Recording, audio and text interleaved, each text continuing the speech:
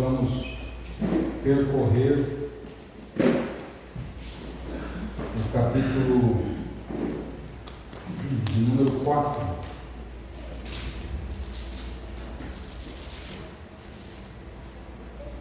Oséias capítulo 4. Vamos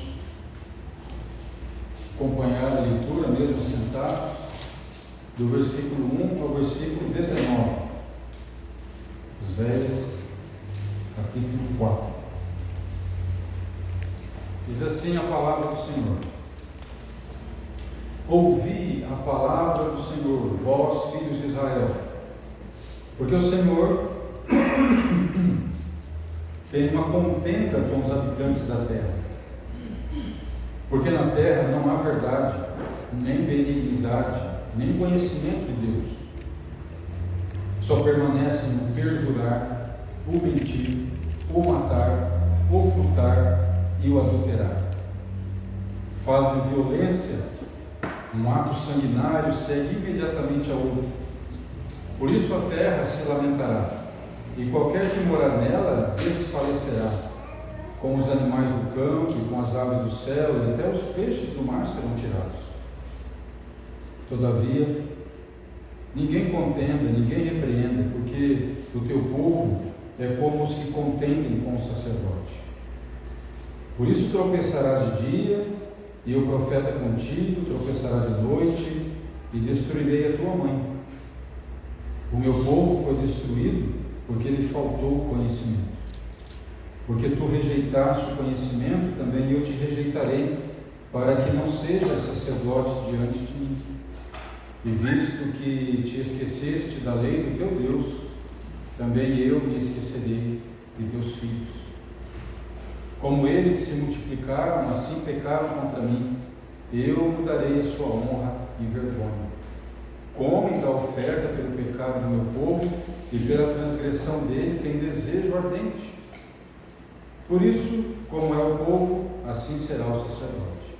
E castigá-lo-ei segundo os seus caminhos, e dar-lhe-ei a recompensa das suas obras. Comerão, mas não se fartarão. Entregar-se-ão à luxúria, mas não se multiplicarão, porque deixaram de atentar ao Senhor.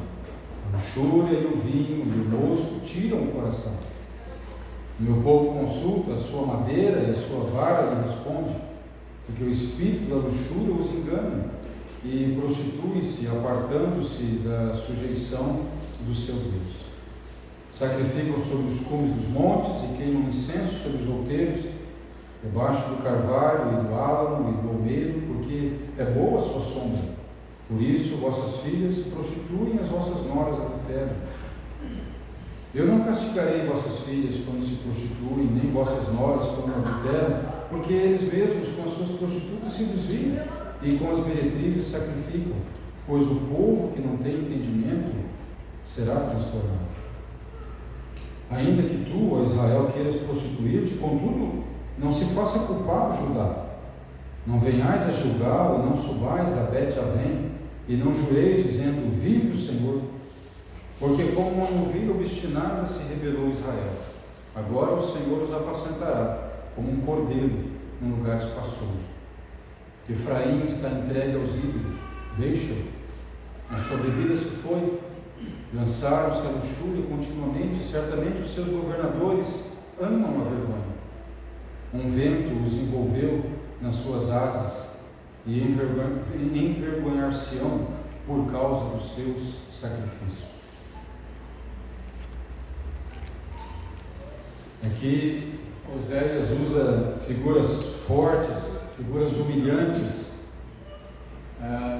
atitudes e comportamentos bem vergonhosos, bem escandalosos, para representar a atitude do seu povo, do povo de Deus, do povo da aliança, que virou as costas ao Senhor, que preferiu fazer adaptações no culto, preferiu assimilar alguns comportamentos, alguns outros interesses que Deus não havia colocado no relacionamento da aliança, né? Na forma de viver o relacionamento direto e imediato com Deus.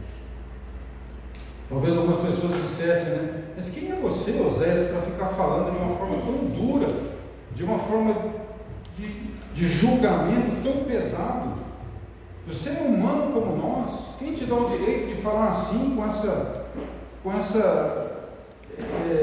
contundência, com essas imagens, com essas figuras de linguagem tão escandalosas, tão vergonhosas? Quem te dá o direito de falar assim? E se Oséias respondesse: bom, foi Deus que me chamou, foi Deus que me deu essa mensagem.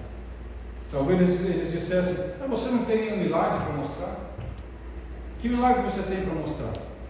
Que realmente Deus falou com você, que realmente nós temos que dar atenção ao que você está nos dizendo, que não é só uma pregação moralista de apontar o dedo para o erro dos outros, que é algo espiritual, algo benéfico por trás dessa palavra do Senhor para nós. Oséias não tinha nenhum milagre para mostrar, mas ele tinha o seu casamento para mostrar, ele tinha a sua família para mostrar. As pessoas podiam olhar e perceber aquele comportamento acima do normal, em que Gomer, como alguns falam, né, a mulher dele, infiel, algo notório para todos, né, e ele perdoando, indo atrás, trazendo com amor, acolhendo os filhos, cuidando deles, se responsabilizando. Ou seja, de forma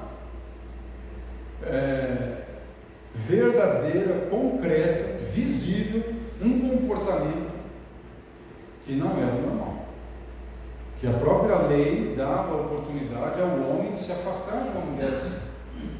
Mas intencionalmente Oséias, não por rabugice, não contrariado, não de rosto fechado, mas realmente amando aquela mulher, porque o Senhor havia dito: ama como o Senhor ama Israel.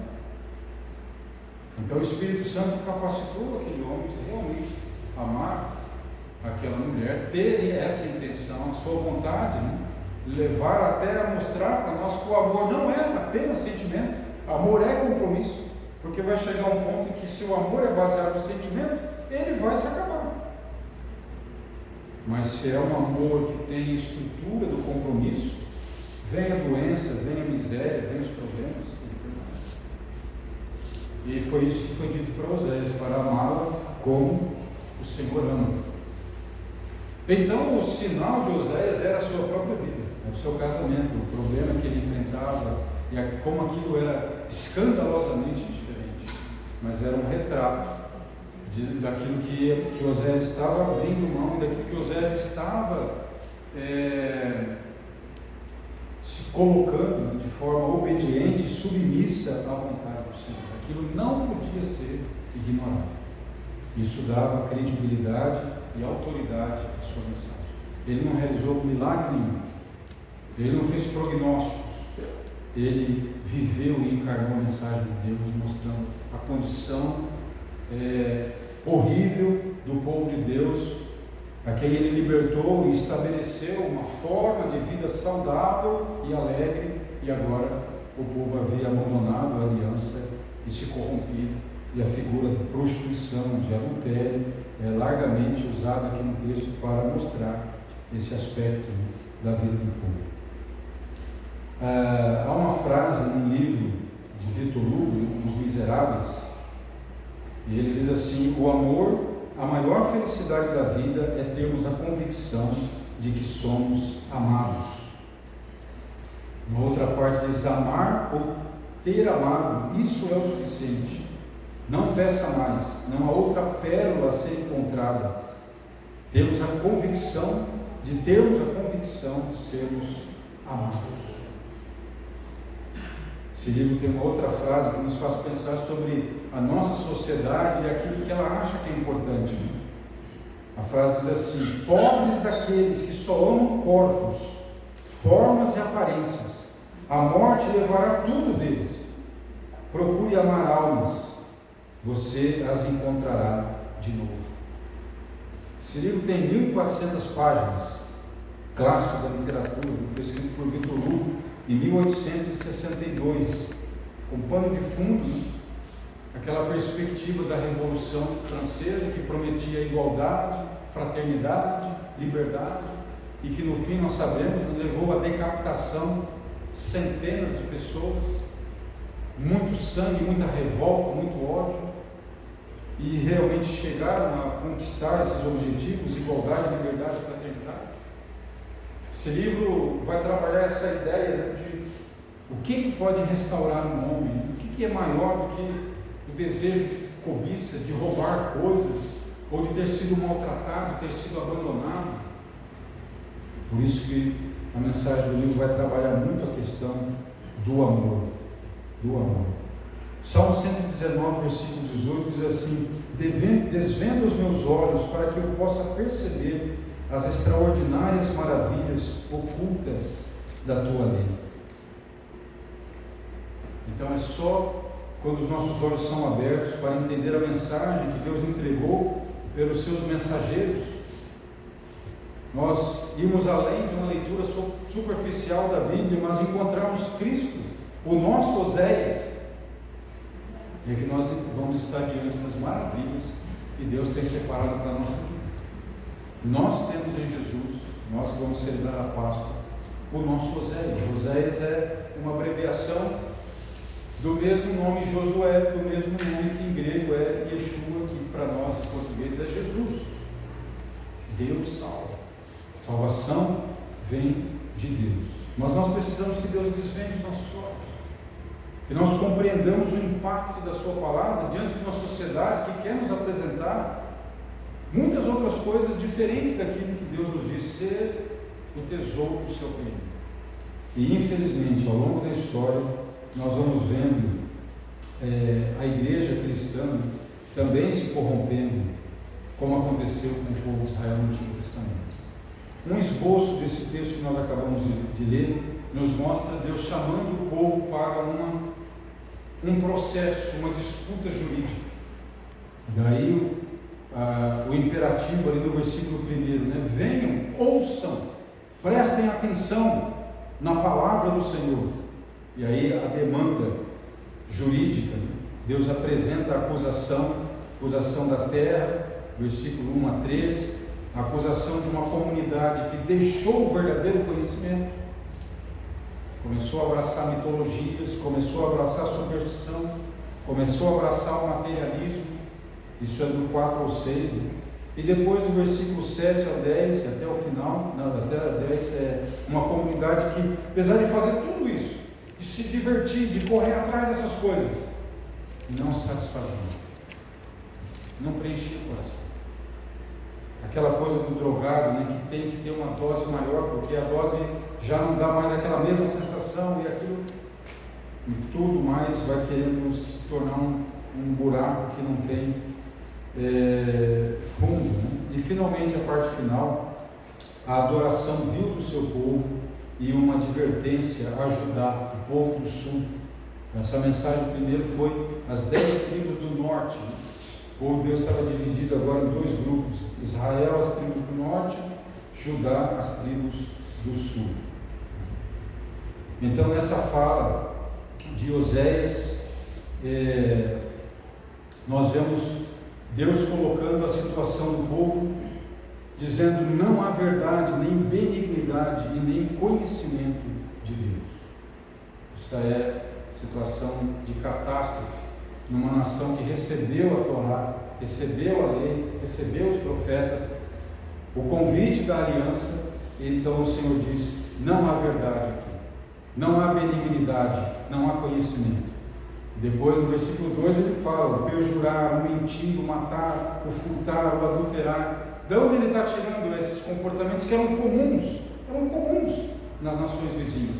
Os 10 mandamentos. Os 10 mandamentos trazem, chamado as 10 letras de ouro, as 10 portas da liberdade. Não eram mandamentos para desmanchar prazer de ninguém, dizer a Deus não desmancha prazer. Por isso que ele diz não, não, não, não. Nós aprendemos que os nãos de Deus são limites. São limites que nos dão segurança, como os trilhos do trem, como uma estrada bem pavimentada, bem sinalizada. Os nãos é sair dos trilhos, os nãos de Deus é sair da estrada. Os nãos de Deus são como um plano de voo muito responsável, uma carta marítima que dá segurança de chegar ao porto. Os nãos de Deus, eles são recebidos por um coração já liberto dessa ignorância, porque não há conhecimento de Deus. Ignorância, como Paulo andando no panteão de deuses gregos, e ele se aflige com tudo aquilo, mas ele acha um altar ao Deus desconhecido. Aquele povo, até hoje admirado pelo desenvolvimento da filosofia e princípios até da própria ciência, não tinham conhecimento de Deus verdadeiro, era um desconhecido para eles, porque a razão tem limites. E Paulo começa a falar: pois é sobre esse Deus que eu vou pregar a vocês. E ele apela à criação, ele começa com a origem do mundo, falando de Deus como Criador. Mas aqui está um povo que já soube de tudo isso, desde pequenininho foi educado. Mas Deus disse: não há conhecimento, vocês esqueceram tudo. Essa geração, como a geração depois de Josué, daí o livro de Juízes, ignoraram completamente. E absurdos foram cometidos. Você lê o livro de Juízes, muitos vão dizer: não é um livro para menor ler, porque fala de estupro, fala de esquartejamento. O livro de Juízes. Como é que aquele povo de Deus podia ter feito aquilo? Porque eles abandonaram o conhecimento de Deus. Então eles entraram numa situação de decadência. Então o matar, o mentir, o furtar, o adulterar, que eram aceitos nas demais culturas, o povo de Deus tinha na aliança a orientação de Deus: o comportamento de vocês não será nessa linha, isso é destrutivo, vai destruir a integridade física e espiritual de vocês, esse tipo de comportamento vai destruir o relacionamento do casal, vai destruir a família e por fim vai destruir a sociedade. Olha quantos povos foram destruídos e foram tombando ao longo dos séculos, e o povo de Deus permanece até hoje. Como isso é possível?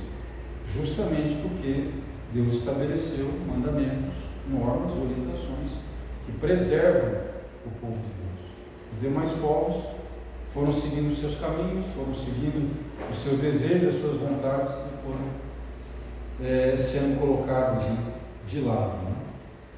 Mas o texto nos adverte a importância, né, da liderança. Veja lá no versículo 4, né? Porque o teu povo é como os que contendem com o sacerdote. E aí vai falar do tropeço no versículo 5 dos profetas, vai falar da responsabilidade nos versículos adiante daqueles que têm conhecimento e não testemunham, não ensinam, não se pronunciam. Os sacerdotes eram responsáveis por ensinar a lei, por tirar dúvidas, por esclarecer, por orientar o povo. Mas aqui, infelizmente, eles se corromperam. Mas hoje também, qual que é o entendimento na cristandade a respeito do Evangelho? No que o Evangelho foi transformado hoje em dia? Às vezes comércio de música, comércio de quinquilharias. Nós estamos voltando à época, na Idade Média, havia disputa entre as igrejas cristãs medievais e de quem tinha mais relíquias. Né? Duas paróquias diziam ter a cabeça de João Batista. E aí um secular da época escreveu perguntando: João Batista tinha duas cabeças? Se essas igrejas estão certas, cada uma tem a cabeça de João Batista, então João Batista tinha duas cabeças. Infelizmente, o afastar da simplicidade do Evangelho, o começar a se envolver com superstições, com cultos de objetos, né, que foi tomando a Idade Média, e depois a Reforma foi um clamor para que houvesse um retorno às fontes da Palavra de Deus, nos nossos dias está voltando de novo. Então, em muitas comunidades, uma série de quinquilharias são colocadas como objetos de bênção, como amuletos, como algumas coisas que trazem a proteção de Deus. É até engraçado, eu gosto de ouvir rádio, e você às vezes ouve expressões que nem estão na Bíblia, mas que são de outros grupos religiosos. Então, eu estava dirigindo o carro e ouvindo a rádio, o pastor daquela comunidade disse: venha ao nosso culto hoje, porque vamos fechar o seu corpo. Não é uma expressão cristã, não é uma expressão bíblica. É uma expressão de outro grupo religioso, que tem os seus motivos. Então vai se agregando outros elementos. Por quê? Porque atrai pessoas. porque comunica melhor. Bom, Jesus sofreu pressão para acomodar a sua mensagem na linguagem do judaísmo. E os apóstolos, quando foram pregar a palavra de Deus, também sofreram pressão para acomodar os termos do Evangelho à cultura onde eles estavam trabalhando. Mas eles não fizeram isso. Mantiveram a integridade da palavra de Deus, mantiveram os termos estabelecidos por Deus, os termos estabelecidos pelas Escrituras, e muitas vezes pagaram o preço de serem perseguidos, de serem presos, mas através dessa integridade apresentada com relação ao Evangelho, Deus plantou igrejas ali, e muitas delas existem até hoje, mesmo em contextos hostis, como o Iraque. Há uma igreja cristã iraquiana, antiguíssima, no Egito, entre os coptas ali, no sul da Índia. Se acredita que foi o apóstolo Tomé que foi pregar o Evangelho na Índia, e lá no sul da Índia tem uma igreja cristã antiguíssima, da época dos apóstolos. É pequena, não desenvolveu como o budismo, que saiu da Índia, e foi para a China, e foi para o Japão, mas cresceu mais na China, mas atingiu o grupo que Deus queria atingir, e ficou o testemunho até hoje, como está acontecendo ali na evangelização daqueles povos, né? Então hoje, infelizmente, nós também estamos nessa condição de que não há entendimento do Evangelho. Há um conhecimento do Evangelho distorcido. E cabe à igreja cristã orar, pedir a graça de Deus para que haja um reavivamento, um despertar e uma evangelização daqueles que um dia foram evangelizados, mas que ouviram uma mensagem distorcida do Evangelho.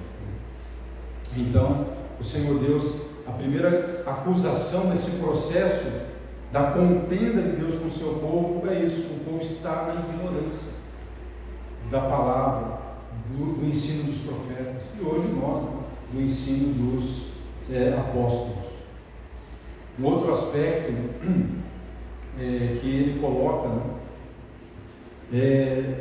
dessa responsabilidade daqueles que deveriam trazer esclarecimento, daqueles que deveriam ajudar o povo ou insistir com o povo em não se aproximar e não fazer essa assimilação, os profetas e os sacerdotes.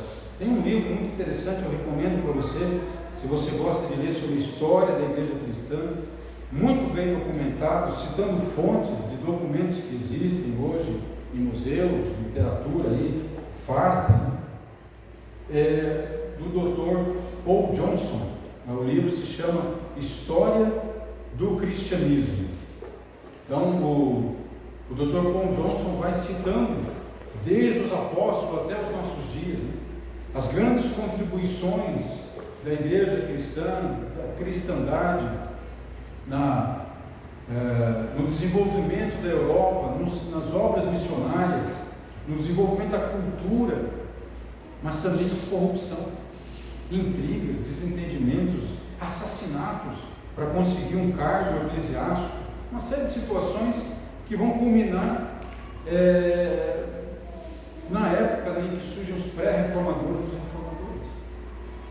Então, muito interessante ver, por exemplo, que os monges na Europa, no início, esse movimento do monástico, né, eles copiaram textos bíblicos, então mantiveram esses documentos importantes, eles copiaram documentos teológicos, livros de história da igreja, eles drenaram pântanos, eles trabalharam na agricultura, eles prepararam pastos, eles deram uma elevada no nível de vida da Europa. Então a igreja cristã deu esses fundamentos nos quais a sociedade europeia se desenvolveu. Houve uma contribuição real, até na organização de leis. Mas um dos preços a serem pagos, né, é que como a igreja estava, vamos dizer assim, sendo os andaimes da sociedade estavam sendo desenvolvendo, dando a estrutura, né, também começou a haver corrupção, porque interesses políticos, riquezas. Por exemplo, uma das práticas da época, o Dr. Paul Johnson cita para nós nos documentos, né, são as chamadas mortuárias, em que todos os cristãos que morriam, para serem enterrados dignamente no ofício cristão, tinham que pagar um dote, tinham que dar uma contribuição, e às vezes a pessoa era pobre, já estava sofrendo luto, e aí tinha que passar algum bem para a igreja. Isso começou a ser explorado, começou a criar uma situação de renda para a igreja institucional, mas também de exploração do povo. Às vezes se recusava a enterrar o camarada enquanto a família não providenciasse o mortuário, não providenciasse esse tipo de imposto. Então era humilhante. Isso começou a criar um desprezo do povo pela igreja, uma desconfiança com as autoridades, de que elas estavam explorando, de que elas estavam enriquecendo, estavam se mantendo no luxo às custas da pobreza das pessoas. Então, infelizmente, esses comportamentos foram se desenvolvendo cada vez mais, e isso foi trazendo certamente um desconforto e um desprezo das pessoas com relação à mensagem, porque relacionavam a mensagem ao mensageiro, relacionavam o evangelho a esse comportamento das autoridades, né, que se apresentavam diante da igreja. Então, há inúmeros exemplos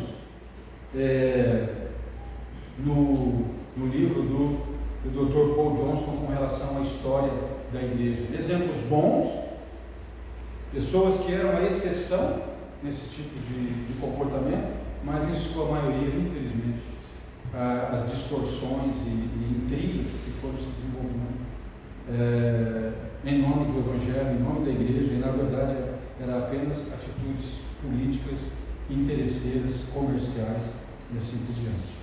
E o outro ponto da contenda de Deus é mostrar-lhe por meio de Oséias, que aquela religião, aquela prática dos rituais, das cerimônias, ali naquele grupo dos judeus, né, ou dos israelitas, melhor dizendo, os membros das 12 tribos do norte, era um culto inútil, era uma religião fútil. Deus não tinha interesse naquilo,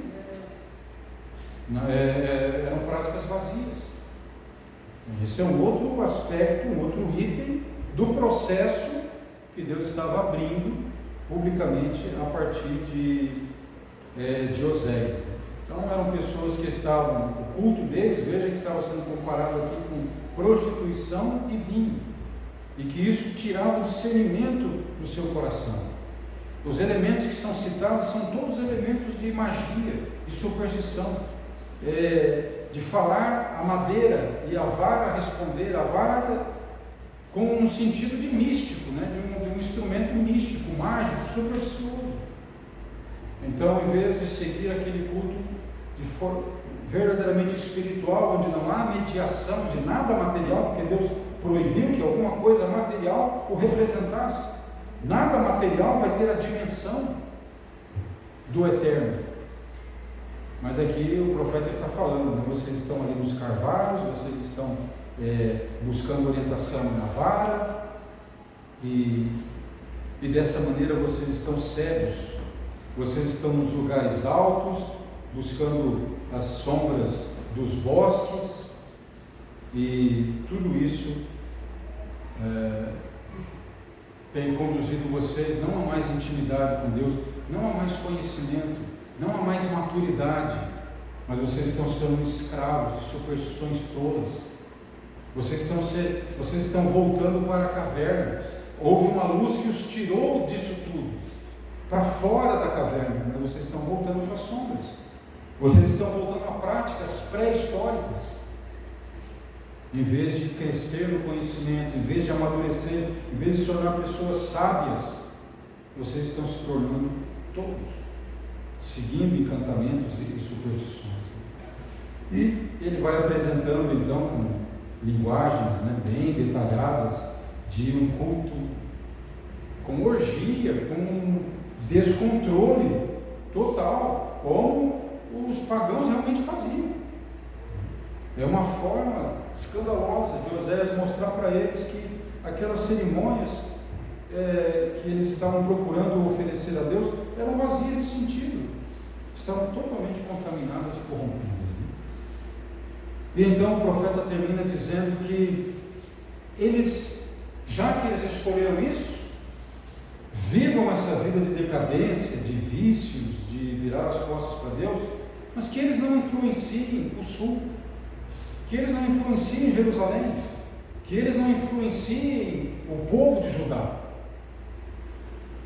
que eles não queiram trazer para essa vida, que eles não queiram seduzir aonde tem o templo do Senhor, aonde estão os reis piedosos, aonde há a promessa de que vai nascer o Messias, que eles não corrompam, que eles saibam respeitar o que é santo, já que eles querem se corromper, se afundar cada vez mais, se sujar na lama. O profeta disse: olha, não fiquem acenando para ajudar. Era uma forma de que eles percebessem que Deus estava voltando com carinho para um grupo pequeno, mas que se mantinha, até aquele momento, se mantinha reverente, se mantinha fiel. E eles haviam se perdido nesse aspecto. Veja que no versículo 15, dois lugares muito especiais na história, Gilgal e Betel, agora aqui são mencionadas como lugares corrompidos. Betel agora é chamado de Bet-Aven, Betel, casa de Deus. Quando um dos patriarcas, ele chama aquele lugar onde o Senhor se manifestou de Betel. Mas aqui o profeta chama de Bet-Aven, que significa casa da iniquidade, casa da torpeza, casa do pecado. Bet-Aven.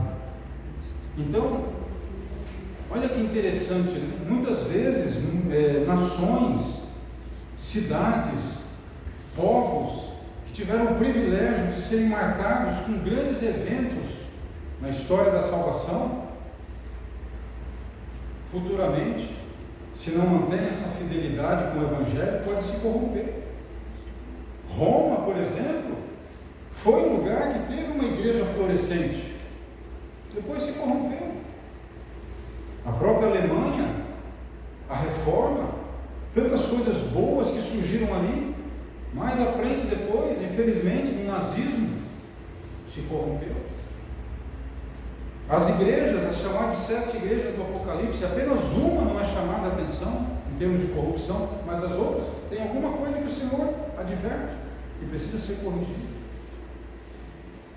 Então essa chamada do profeta, ela é preocupante. Aquele povo poderia querer se filiar, poderia se fiar, melhor dizendo, se estruturar em experiências do passado, em grandes acontecimentos, a famosa tradição. Mas se não mantivesse a lealdade, a fidelidade ao Senhor, infelizmente esse passado glorioso perderia o sentido. E por isso o Senhor que muda o nome de Betel para Bet-Aven, a casa da corrupção, casa maligna, casa impiedosa. E Gilgal, que foi um lugar de aliança e de circuncisão do povo de Deus, agora era um lugar de ídolos. Era um lugar onde Jeroboão, ele estabeleceu o culto àquele bezerro, que mais uma vez veio a trazer o desvio do povo de Deus. O bezerro vai aparecer lá com Moisés e Arão, e agora aparece de novo na época dos reis com Jeroboão. Por fim, o Senhor disse, uma palavra bem difícil, versículo 17, finalzinho: Efraim, um termo que é usado para representar as 10 tribos do norte, chamado Israel, era chamado Efraim também. E o Senhor diz: está entregue aos ídolos, deixa. Essa é a pior palavra que a gente pode ouvir de Deus. É quando Deus nos deixa, nos abandona no pecado.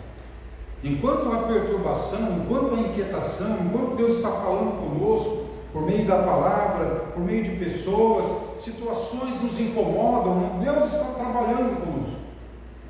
Mas quando não tem mais nada, há apenas a nossa degradação, essa é uma condição que e o Senhor está dizendo aqui: deixa.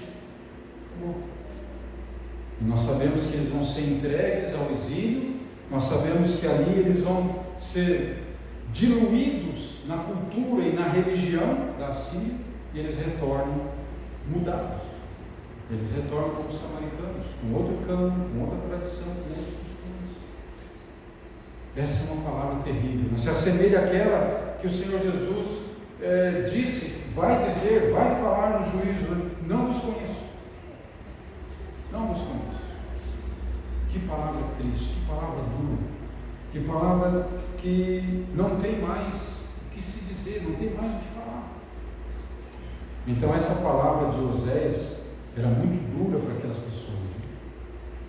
Quanto a nós somos chamados a repartir a palavra de Deus no mesmo ambiente semelhante ao de Oséias. Oséias tinha que pregar para um grupo hostil à sua mensagem, que gostava de ouvir os falsos profetas, que desejavam um otimismo para o futuro, e Oséias vem com uma palavra pesada, uma palavra negativa, uma palavra de um futuro terrível, dramático, horrível. As pessoas iam perder suas casas, seus bens, iam ser escravizadas.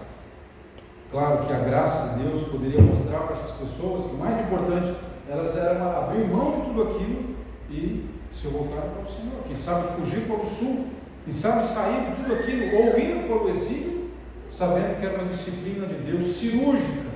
Na mão precisa de um cirurgião para retirar o que precisava ser retirado. É para esse público que nós hoje vemos o Evangelho. O público dentro da cristandade, teimoso, ignorante, disposto a brigar, a debater, mas não a refletir e a ouvir com sabedoria. Isso nos lembra uma palavra do pastor John Newton, aquele que foi traficante de escravos, aquele que escreveu o famoso hino Amazing Grace, maravilhosa, sublime graça, contemporâneo de John Wesley, de John Whitefield. E ele depois ficou cego nas suas enfermidades, mas compôs hinos maravilhosos e pregou a palavra de Deus. Ele escreveu o seguinte, necessário para a nossa reflexão: aquele que confessa as doutrinas bíblicas da graça, que se distingue pelo nome calvinista ou reformado, deveria ser coerente com seus princípios fundamentais de ser mais gentil e paciente na pregação para os homens, instruindo com mansidão os que se opõem. Pois estamos debaixo de uma máxima fundamental, que um homem não pode receber nada se do alto não lhe for concedido, se não for dado do céu. João 3,27. Assim foi conosco. Se portanto agradou a Deus nos dar o conhecimento dessas verdades que estão escondidas de outros, que têm os mesmos meios exteriores de informação, é uma razão apenas para gratidão a Ele, o que não vai justificar o nosso estar zangado com eles, pois nós não somos melhores ou mais sábios do que eles em nós mesmos, e nós íamos nos opor a essas grandes verdades que hoje nos são deleite, prazer, com a mesma obstinação, se a graça soberana não nos tivesse feito algo diferente. Olha o exemplo que ele dá. Se o homem mencionado em João 9, que nasceu cego, aquele nosso Senhor graciosamente concedeu a bênção da visão, tivesse tomado um porrete, um pedaço de pau, e batido em todos os cegos que ele conhecia, porque não conseguiam ver, sua conduta se assemelharia muito à de um reformado ou calvinista com raiva. Devemos pregar em todos os tempos essas verdades, na esperança que Deus deu o entendimento, mas cheios de graça, mansidão e gozo. Então eu sei que às vezes dá vontade de a gente pegar um pedaço de pau para abrir a cabeça do camarada e a verdade entrar ali, mas não foi assim que o Senhor fez conosco. Pode olhar a sua cabeça, não tem nenhuma cicatriz aí do porrete da graça na sua cabeça. Então John Newton, que foi um homem duro, endurecido pelo pecado, mas a graça libertou aquele homem e o fez um pregador do Evangelho, nos traz essa reflexão. Nós vamos precisar de mansidão, porque as pessoas são teimosas, elas são obstinadas, elas estão cegadas no seu entendimento, mas não percebem a condição grave em que elas vivem em relação à justiça de Deus. Elas não sabem que há um processo correndo contra elas no tribunal de Deus. Mas Deus nos chama a buscar o auxílio do nosso Oséias, do nosso Senhor Jesus, para anunciar a palavra com mansidão, com graça, com misericórdia, mostrando que a santificação que segue-se a conversão, a justificação, é uma bênção, é a plena liberdade, a plena alegria, a pureza em tudo aquilo que Deus tem nos dado, sem hipocrisia, sem opressão. É o fluir da graça na nossa vida. Então a pregação de Oséias é uma pregação dura, mas é uma pregação de amor, de graça, porque ele viveu na vida dele a situação com Gomer, e ele estava mostrando para aquele povo como estava o coração de Deus. Eu li esses dias sobre um rapaz que foi abandonado pelo pai desde criança, e a sua mãe o criou, né? E ele então, fuçando na internet, descobriu o pai dele. E o pai dele, que o abandonou e que não conviveu com ele desde a infância, agora ele estava com cerca de 23 anos, né? Estava lançando um livro. E o título do livro era Criando Filhos Emocionalmente Saudáveis. Aquilo foi uma punhalada no coração do filho.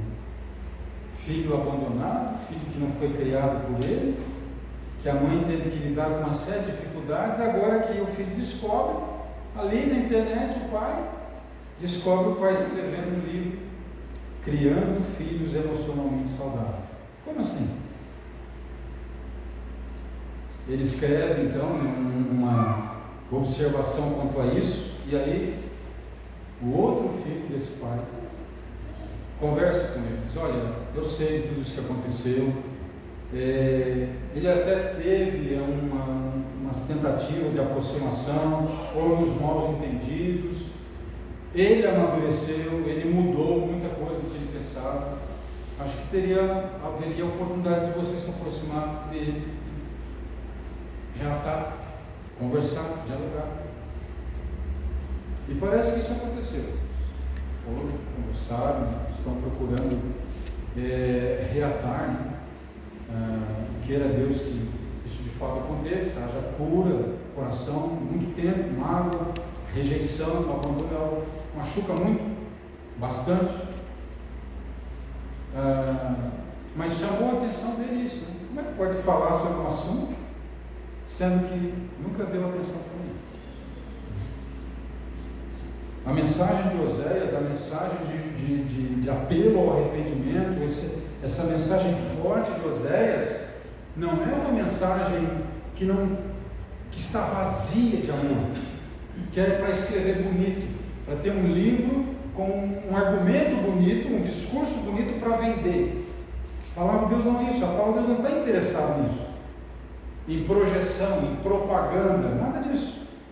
É por isso que você, muitas vezes, lendo a palavra de Deus, você se escandaliza com a honestidade dela, mas é com base nisso que Deus quer nos mostrar o nosso Oséias, Jesus, a razão de Ele dar a sua vida por nós na cruz, a razão de Ele trazer de fato a encarnação de como é Deus, e dizer: esse é o preço do amor, mas a tua condição é de morte. Então não fica alimentando ilusão com o pecado, não fica alimentando aproximações com tudo aquilo que Deus rejeita. Não ameis o mundo, o apóstolo vai dizer, não ameis, porque o que há no mundo não é de Deus. Mas dia a dia o nosso coração, ele é colocado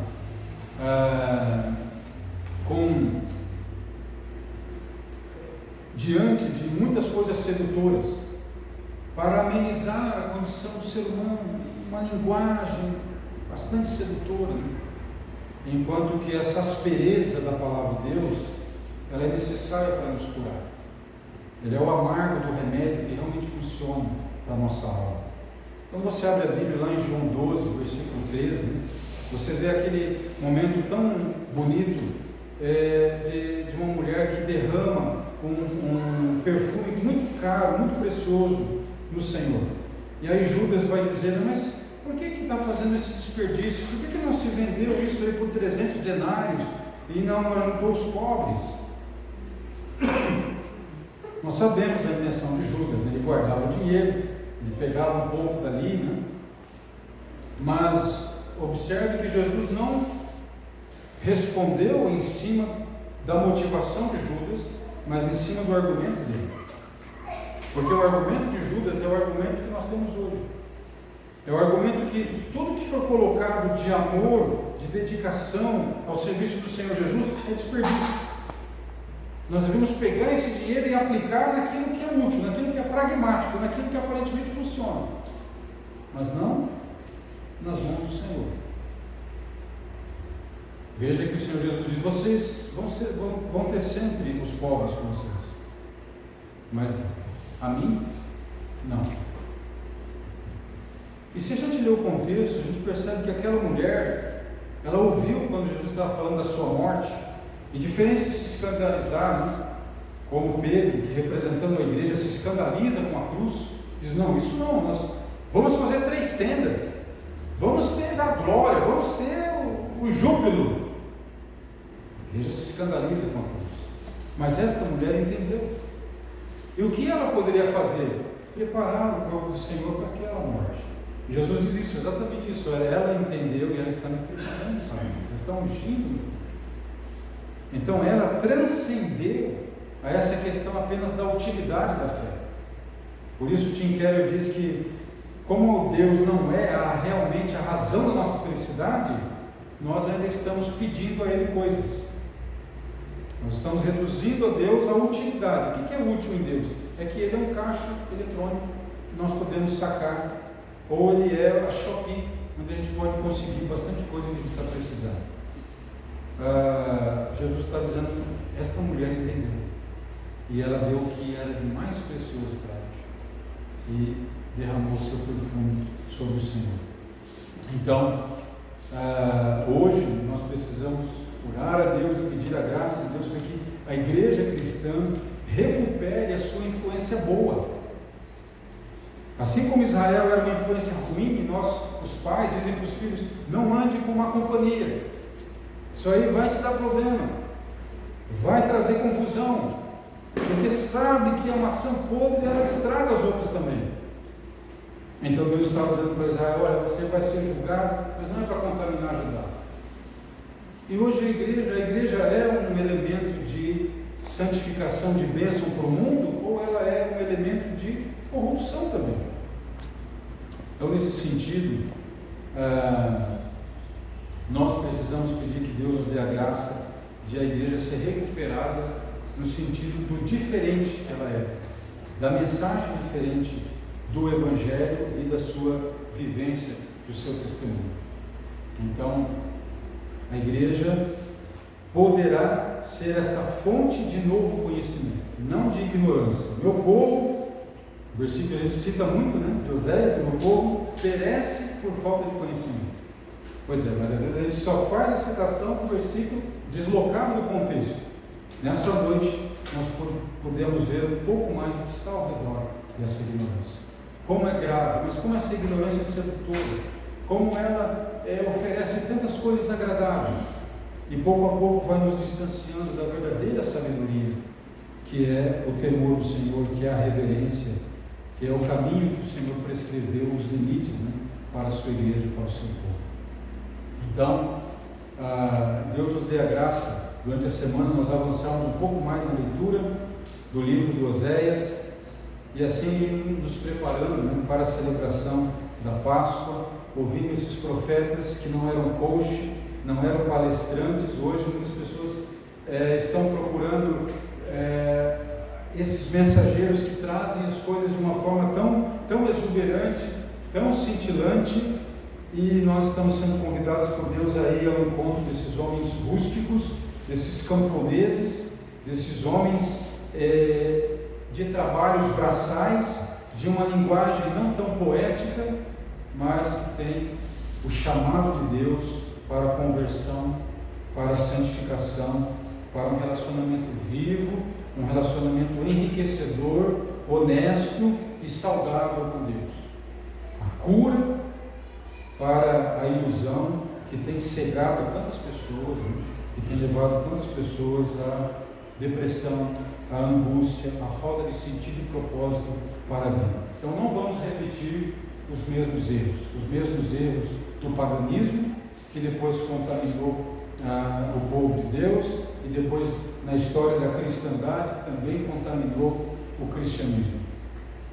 Que Deus nos dê a graça de já estarmos vacinados quanto a isso e desfrutarmos desse conhecimento salvador, benéfico, estimulador, motivador, criativo na nossa vida pessoal, na nossa vida como família, como povo de Deus. Amém? Nós vamos encerrar então cantando um cântico,